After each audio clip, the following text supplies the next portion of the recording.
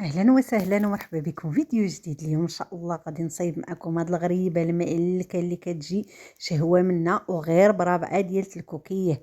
رابعه د الكوك غادي تعطينا واحد الطبيصيل. يا سلام، من اليوم ما غاديش تشري الحلوه ديال العيد غادي توجديها، ما كتاخدش الوقت، نص ساعه غتكوني وجدتي فيها هاد الطبسيل. تبعي التفاصيل المقادير والطريقه ولو تكوني عمرك صايبتيها، راه غتجي مشققه وناجحه معاك 100%. يلا نبداو على بركه الله. غادي نستعمل الكاس ديال مولينكس اللي غنخلط فيه كلشي هاد المقادير. غادي نحتاج 3 ديال البيضات، غادي نزيد عليهم كاس ديال سنيده، وغادي نزيد واحد الكاس ديال الزيت. الكاس ديال الزيت راه ما عمرتوش حتى الفوق، نقصت منه تقريبا جهد واحد الصبيه. وغادي نزيد 2 معالق كبار ديال مايزينا، ومعها واحد الخنيشه ديال الخميره ديال الحلوه ديال 8 غرام.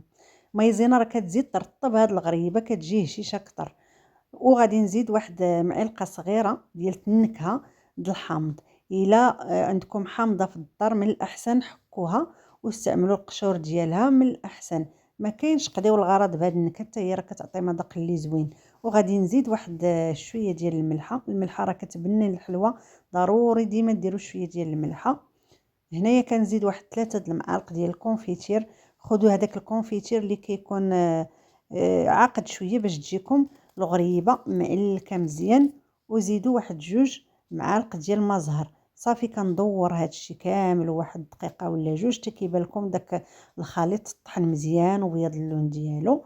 هنايا راني جبت 4 ديال الكوك. بالنسبه للكوك من الاحسن تخيروا شي نوعيه اللي تكون مزيانه، هذيك اللي مزيته، ما تجيبوش الكوك اللي ناشف. الا بغيتو تنجح لكم هاد الغريبه جيبوا الكوك داك اللي كيكون مزيت ومزيان. كتعطيو فلوسكم، شوفوا الكوك وقلبوه عاد جيبوه. راني زدت هنايا واحد الكاس ديال السميده ديال الحرشه، السميده الرقيقه. عاد كنخلط بهذاك الخليط اللي طحنت.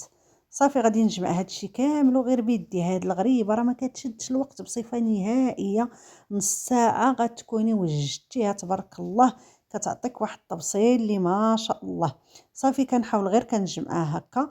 الخليط راه كيجي هكا رطب، يعني جاري شويه، ما تخافي منه، ما تزيدي حتى شي حاجه. هاد المقادير راهم مضبوطين وكيعطيوك غريبه ناجحه 100%. كنخليها واحد نص ساعه فوق البوطاجي، حيت السميده والكوك راهم كيشربوا، ما تزيدوا حتى شي حاجه.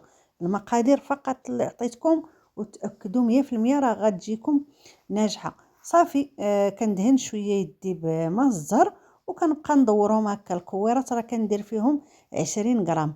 بغيتي تعبريهم هكا في الميزان كيجيو هما هادوك القياس. اللي بغى الغريبه ديالو تكون كبيره يدير 22 حتى 23 غرام. اللي كيبغي هذا بالضبط الحساب يجيب الميزان ويبدا يعبر بحال هكا 20 غرام ويحط. هاد المقادير اللي عطيتكم راهم كيعطيو 48 حبه بالحساب. هنايا جبت شويه ديال السكر كلاصي. من الاحسن تشوفوا سكر كلاصي اللي كيكون سبيسيال، اللي كيكون مزيان باش ما يتحرق لكمش في الفران. صافي كنكور وكنحطهم في هذاك السكر كلاصي. مرمدوهم مزيان مزيان باش كيجيوكم مشققين وداك السكر ما كيشربش. يكون كتير، قداش ما كان كتير راه مزيان.